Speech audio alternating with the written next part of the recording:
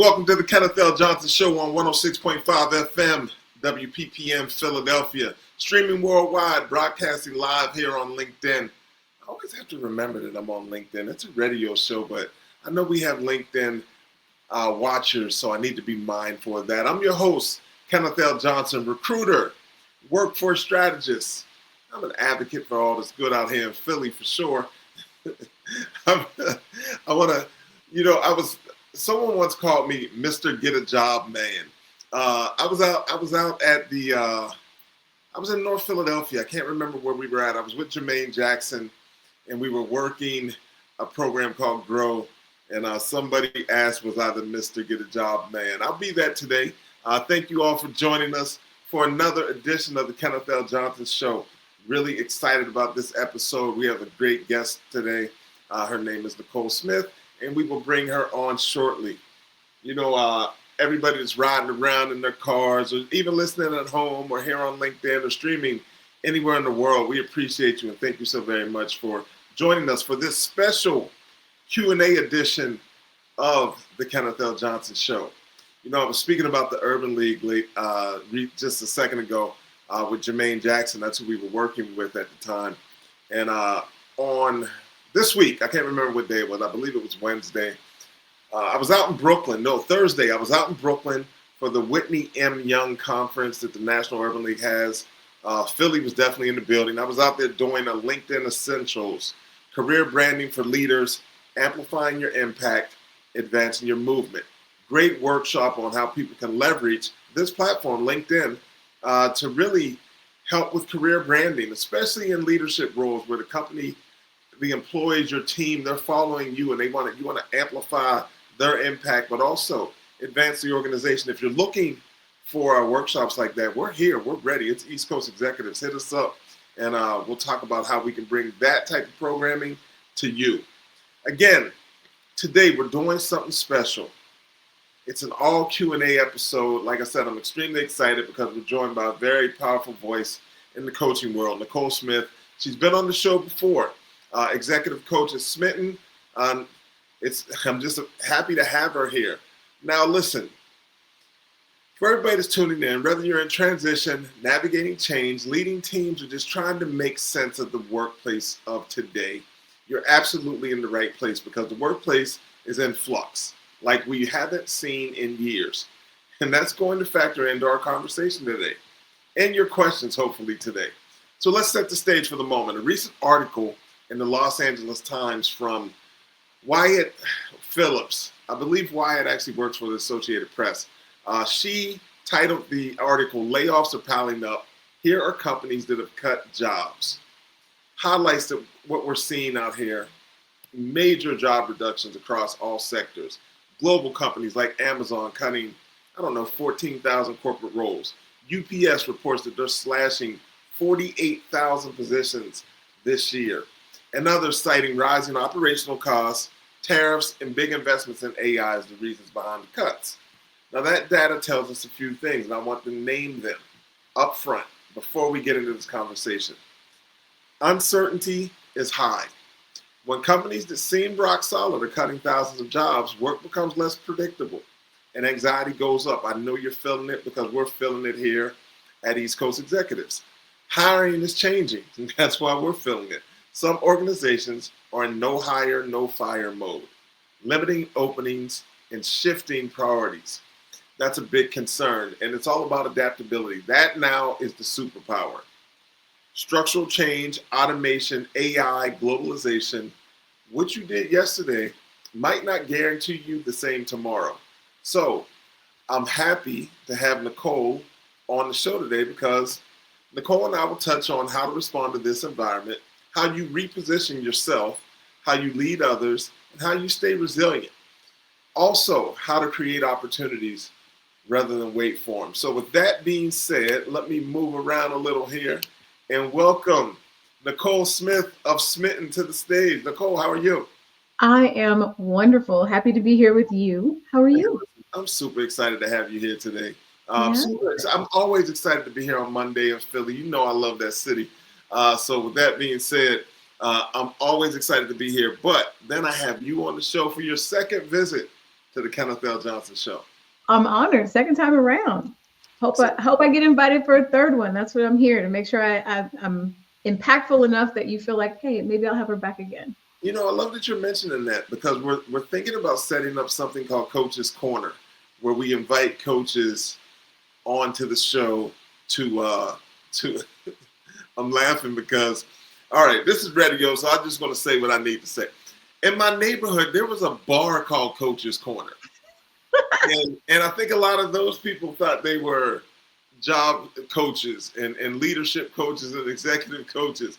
And now, I don't know, 15, 20 years later, I have a real Coach's Corner that I'm going to set up. And I have coaches like you that I'd love to invite back. So yes, I do plan on having you back for another episode. But I need you to tell our audience a little bit about yourself. Oh, sure, of course. Well, I'm Nicole Smith. As Kenneth mentioned, I'm an executive coach, but the through line in my career has always been that I build brands. So for the first 20 years of my career, I built brands for within companies that you probably know in the sports and entertainment space. And then I transitioned into helping people build their personal, professional, and leadership brands. And that's what I've been doing for the last 8 years. So I am a person who likes to help. So this opportunity for me is amazing because I get to sit, listen to the questions, and hopefully we can help some people today. We are definitely going to help some people today. You know what? You're in the sports. I forgot. Sports and entertainment was your background prior to. So I have to ask, did you watch the World Series? Yes, I did. I enjoyed it. I really enjoyed it. So I'm not a regular season baseball person. I have an appreciation for baseball. I worked for a baseball team for a bit. But playoff baseball, I love it. The World Series, I typically tune in. This was one of the best series that I've seen in a really long time. Typically a Dodgers fan, like for multiple years, I've rooted for the Dodgers through the playoffs. I have roots in California. I'm a California girl. That's where I'm from. But this year I was really hoping the Blue Jays would get it. And unfortunately they came up short, but I liked the effort. I liked their style. I like what they had going on. So here in Philly, I think we were rooting for a tie or for them both to lose, if that's possible. You see, I'll share the story. So recent news has the Dodgers knocking us out of the playoffs this year, right? Mm-hmm. So we're not messing with them. But then way back in 93, I think it was 93, the Toronto Blue Jays beat the Phillies in the World Series. So we're not messing with them either, right? So we wanted a tie or for both to lose. That's kind of what we were betting on here. But it was a great series, I do agree. And all right, you're from California. Hold on, you're a California girl, but you were with the Blue Jays. No. Okay. Padres. I mean, with the Blue Jays, like rooting for the Blue Jays. Yeah. Yes. All right, that's interesting. Yeah. I don't have a baseball team. It's kind of like I'm the same way with football. I don't have an allegiance to a specific team. Thankfully, I don't. So I kind of pick a team based on, who I would like to see get that opportunity. I mean, that opportunity to win a world championship is so unique. It's so special. And there's just certain people and teams and energy that you root for. And this year, the Blue Jays just were that for me. Well, speaking about unique and special, we believe you are that. And I know people are telling us that this is a Q&A show. I'm looking at some of the things that are coming in, and they're saying, get to the Q&A, Ken. All right, so let's lock in. I got my pen, I got my notes, I'm ready. Let's go. You're always ready. I love how you prepare. All right, let's get it done. Hey, Kenneth, it's Dr. Ariel. I'm so excited about your show. I just had a quick question I want to throw at you and your guests. By the way, I'm calling from North Carolina at the moment. In my work as an executive coach, and I know with your expertise in careers and culture, I am seeing right now so many people are concerned about how their expertise fits into this current labor market, specifically those who have done work in the DEI space, advocacy, work that requires funding certain initiatives for the marginalized, or going after those resources or creating initiatives and campaigns and doing even those doing research in that space. And so, okay, all right, I'm getting the question here, and she's that Dr. Ariel. Thank you so very much. Shout out to North Carolina for joining the show. Listen, from what I'm hearing, you're feeling the impact of the changes in the current landscape and some pushback on DEI, right? I understand that. But in the true spirit of DEI, I don't think you should let that stop you. Yeah, you're going to have to navigate and find out who your allies are. But I think most importantly is find out where you add value within the framework of an organization or even the things that you're doing, and then try to expand on that. And, people are changing the name to belonging and equity work, whatever it is, right? But don't let that stop you from doing the work. Nicole, I know you're probably going to take a deeper dive. Please kind of share what your thoughts are on that question. Yeah, I'll just briefly chime in. I think you're absolutely right. There's a couple things that I took away from that question. Is if you are a person who has chosen to spend your career and your life's work around advocacy, programs for the marginalized, uplifting people, providing opportunity and belonging for people, that has not changed. You are still who you are. You still have the passion and the skills that you had before any of this happened. So that is not lost, and that is still valuable. What is needed now more than ever is probably creativity to that path. So the job is not going to maybe have the same title. It might not even be in the same department. It might not even be at the same companies. But this is where we tap into our creativity. This is where we tap into our strengths that remain the same no matter where we go. And we create a new narrative for ourselves, a new entryway. It's kind of like you walk up to a building, you know what you want is inside. You walk up to the front door and it's closed. What do? Maybe you walk around to the other side of the building and find a different door. Maybe you find a window, but you find your way in. And I think everyone's going to have an opportunity to find what their path is. And so, Dr. Ariel, I hope that you will find yours. I mean, we're obviously here to help. I don't know you, but hey, if you want to reach out and talk about it, let's do that. But I do think that there is a path. One of the other things that I want to say is that, we saw the decimation of a number of jobs, especially those with DEI titles attached to them. But I want to say that work can be done from a lot of different positions. No matter what your function is, no matter what department you are in, you can still have an impact and you can still move the needle. So don't pigeonhole yourself into doing one thing or doing it one way. This is where creativity will be your best friend. Creativity is indeed your best friend. Thank you so very much for the call. Let's go to the next caller, please. Hi, Kenneth and Nicole. It's Shayla Berg here. I'm calling in from Vancouver, British Columbia, Canada.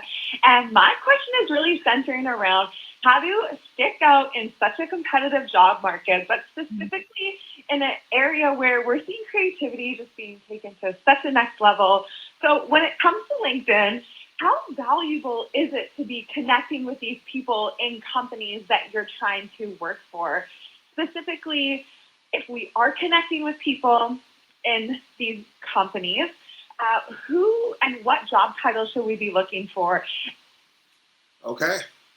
I love the question. Nicole, I'm going to defer to you first. Go ahead. I'll go first. Okay. Shout out to Shayla. Shayla's in Canada. She's calling. I'll tell a quick story. I do know Shayla, actually. She came to Harlem, I don't know, maybe about a month and a half ago, and hung out with me. Had a good time. It was such a pleasure meeting her. I think she's amazing.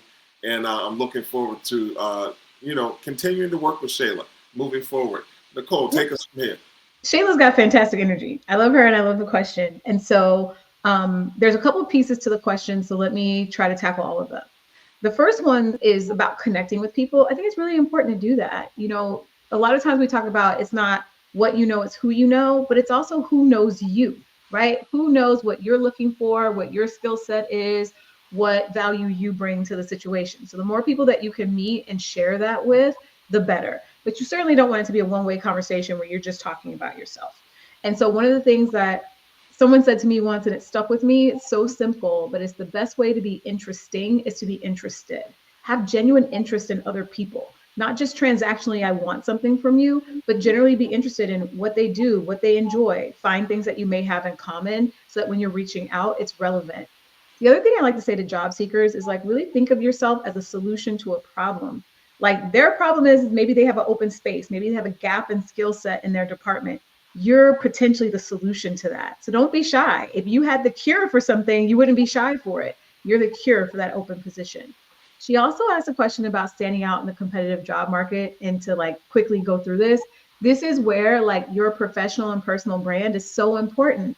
it's the out, like people think brand, they think very veneer, like a label on the outside, but a brand is only effective if that label is reflecting what's on the inside. So really like bringing out your personality, what's unique about you, your unique way of thinking and doing things. And I think that'll help you stand out. But there's a lot more. We can go deep into that. Shayla, call me. You know where to find me. I think it's an interesting question, especially coming from Shayla. And this is kind of not fair because, I do know her a little. And I think she's extremely creative. I know she has a spirit. She's a go-getter. Like literally, she engaged with my content online and then found her way to New York City. And while she was here, she looked me up and came through. And a lot of people aren't willing to do that. So that showed a specific interest in the work that I'm doing, right? So to your point, be interested in what someone's doing. But if you're using LinkedIn and you're leveraging that platform, engage on their posts, try to add value in some way or another. A lot of people get connection requests and reach outs pretty frequently on LinkedIn. They get them. I get them all day. And it's very few that actually are saying, hey, I'm interested in something you were doing. I think I can add value in that way. So with that being said, I think if you come with an open hand looking to support and shake their hand and try to be valuable to them, I think you'll find your way into some great conversations that will lead you in the direction you want to go, Shayla. So thank you so very much for the call. I sincerely appreciate it.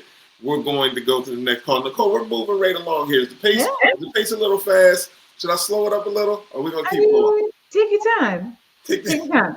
Do what works for you. What works for me is having these conversations here on the Kenneth L. Johnson Show live on 106.5 FM in Philadelphia. This is the work we do. This is work I love to do. I get so excited when we're able to introduce our city, our platform to people like yourself. And with that being said, what are you seeing out here in the space that's concerning you or you're excited about? Like Shayla talked about creativity. Is there anything that you're like, hey, I like what's happening over there? Yeah, it's really interesting. So at the end of last week, I was invited to a summit that University of North Texas Sports and Entertainment Master's Program puts on. And it's for people who are interested in transitioning into sports. I happen to be on the advisory board for the MBA program and for their sports innovation space. And I got to meet so many people who are transitioning in their career, looking for something new and different. And take this as a really big deal coming from someone like me who is a true introvert. I like smaller things. I like intimate connections. I like being at home. But I see people coming back out to in-person events.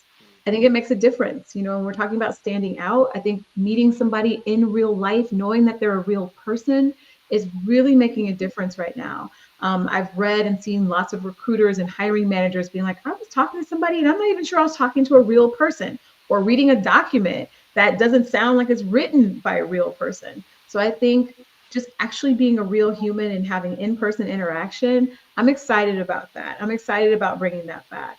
And it doesn't have to be a big conference. Sometimes it can just be more intimate connections or whatever they might be. But I'm super excited about human-to-human connection being top of mind for people once again.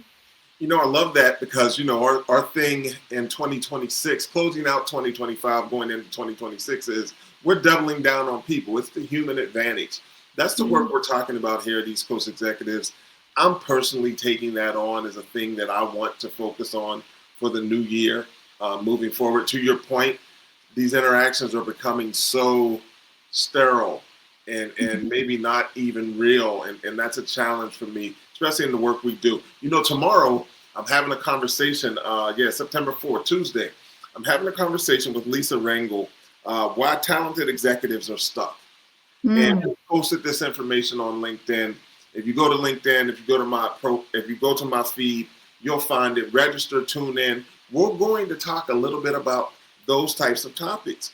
Why executives are stuck, and a big reason is they're operating as things were in the past, but they're not that way. And especially at some of the higher levels, relationship building is still extremely important. It's imperative for business success. So I love that you mentioned that. And please tune in tomorrow for that conversation. That work you're doing with North Texas sounds really interesting. I want to learn more about that. Maybe we'll have a career in sports conversation on a future show. I think that would be amazing. Yeah, you should reach out to Bob here. He's one of the most connected and amazing people I know in the industry, and he's getting a lot of really cool, fun, and different things done in that program. I love it. All right, let's go. Let's move forward. Here we go. Hi, I love the show. My name is Denise, calling from Phoenix, Arizona.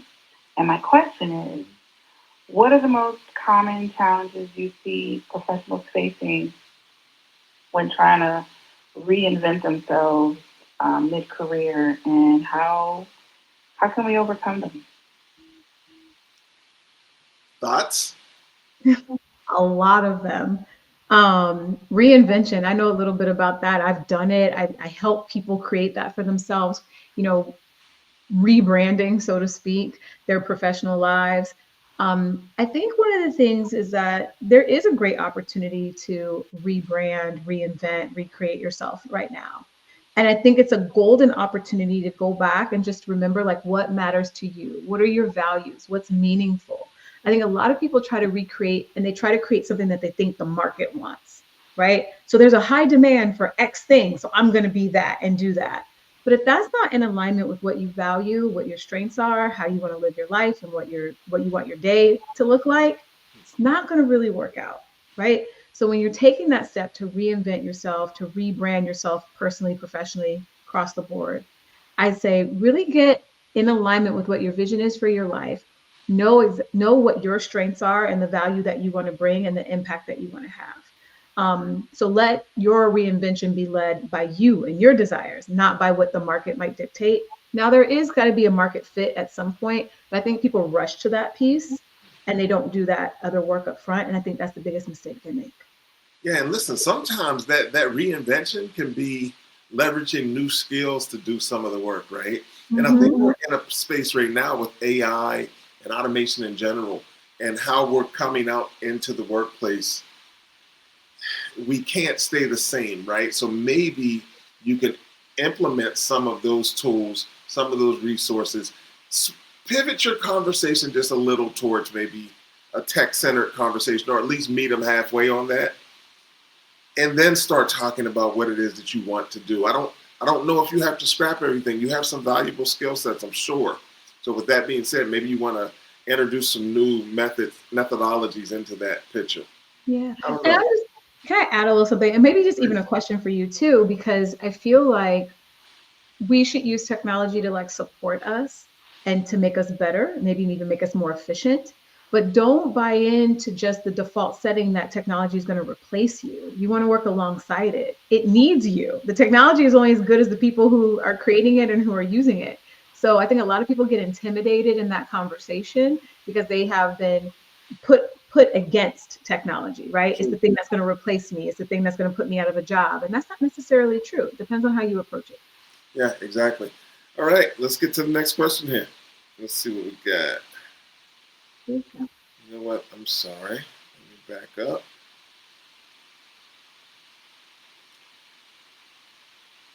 Okay, here we go. Hi, this is Carol calling from San Francisco. Do you have any advice or tips for older or more seasoned professionals re-entering the job market after time off or retirement? Thank you. Advice for seasoned job seekers. I do have some advice. I think that one of the things that people must understand, sometimes things aren't fair. Age bias exists. It's a real thing. But it's nothing that it's not debilitating, right? Yeah, there are some employers out there that have an idea of what they're looking for in their next employee. But I think one of the things that I've shared with people, and we spoke about this, I did a Indeed job cast. So I facilitated a conversation on age bias, right? And it's available on Indeed's website, Kenneth Johnson, age bias, something like that. You'll find it. But I spoke to the fact that individuals need to take that experience and not use it to basically tell the interviewer what it is that they're going to do when they come in the door, but use it to say, hey, I'm also looking to leverage some of that experience, but I'm here to kind of learn some new skills as well. But these are the things that I'm doing now that kind of have basically brought a refresher to my career, right? And speak to that. I think sometimes if you have, I don't know, let's just say a millennial hiring manager, and you're sitting there saying, hey, I'm going to come in and I'm going to help you do this because I have all of this experience. They don't want you to be their parent at work, but they do value your skill sets and the information you have. So find a way to make that a valuable asset to them without telling them how to do their job. Yeah, I mean, I totally agree. It's about positioning. So like I said, my background's in marketing, so I tend to frame things in a marketing, through a marketing lens. And it's like, what's your narrative? What's your story? How are you going to partner with these people? How does that depth of knowledge and experience bring something different and that is of value to what they're trying to do or what they're trying to accomplish? What problem are you solving for them? And I think I think one of the challenges, if you've been retired, I think that was in the question, if you've been retired or you've been out of the job market, is to like get back in and like figure out what's going on. Depends on how long you've been gone, right? So some things may have changed. You just need to get back up to date on some things. And listen, this is really interesting. And Kenneth, I'd love to know what you think, but mentorship, right? Like a lot of people think of mentorship as partnering with someone who's ahead of you or knows more than you and having them teach you. Well, that's not age dependent. There are people who know more than you or something different than you that could be younger than you. So if you are an older person looking to get back into the job market, don't be shy about getting mentorship or connecting with people who are younger, digital natives. If you have if technology is adversarial for you, people who are up to date and doing the things that you find challenging, match up with them. I'm sure you can get a lot of value out of that. Listen, 4 generations in the workforce, right? Mm-hmm. So with that being said, you have some valuable skills, your relationship skills and things of that nature, things that were core to the way we worked in the past. Yep. That people need now. And then there's a generation of people coming into the workforce that experienced COVID during a very important time in their career journey. And with that being said, they are seeking individuals like you're speaking about to kind of help and guide them through this process that's totally new to them. So with that being said, yeah, there's room out there for you. Just please do your research, find great opportunities at great companies that value the skill sets that you bring to the table. Dual mentorship. It can go both ways. Indeed. All right, listen, this show went entirely too fast. Are we done? We are done. We are done. I'd love for you to share with our audience how they can stay connected to you and the work you're doing. And there's any projects or anything that you're looking for. We have a lot of people that are always looking for support to come into their organizations. So with that being said, anything you want to speak about now, this is your time. Yeah, well, thank you for having me. This has been fun. It did go by really quickly. I was prepared for more. So hopefully we'll get to do this again sometime. Yes. If someone's watching or they sent in a question that didn't get answered, feel free to reach out to me. You can always find me on LinkedIn, linkedin.com/Smitn, SMITN, because searching for Nicole Smith can get a little tricky, but you'll find me if you search Smitn. Or you can also visit my website at www.Smitn.com, and you can find me there. I'm here to help leaders and people who are, further along in their careers navigate leadership challenges, their positioning. And like I said, I build brands. So if you're looking to build your professional brand, figure out what brand of leadership that you want to put out into the world, if you're navigating team dynamics, I would love to talk about it. We love that you came here today and talked about it on the Kenneth L. Johnson Show. I really appreciate you, Nicole Smith. What a fantastic conversation. Huge thanks to Nicole Smith of Smitn for bringing her insights into every single caller who trusted us with their questions today. Please remember, the workplace isn't going to wait for you. It's changing right now. And to stay ahead, you've got to stay proactive. So you called today. That's a great step. If you took away just one thing today, act on it. If you'd like to learn more about Nicole and her executive coaching work, check her out on her website. I am Smitn, SMITN.com. And for me, Kenneth L. Johnson, keep tuning in to the Kenneth L. Johnson Show on 106.5 FM or streaming online or broadcasting here on LinkedIn. We do this work at East Coast Executives. You can check us out at eastcoastexecutives.com. Please share this episode with someone who needs it. Drop us a review. Let's keep the conversation going, as Nicole mentioned. You can check in with me on LinkedIn. You can call the show hotline, 646-600-8510, to have your questions answered on a future episode. Until next time, stay bold, stay prepared, stay free in your career. This has been the Kenneth L. Johnson Show. Thanks for listening. We appreciate you.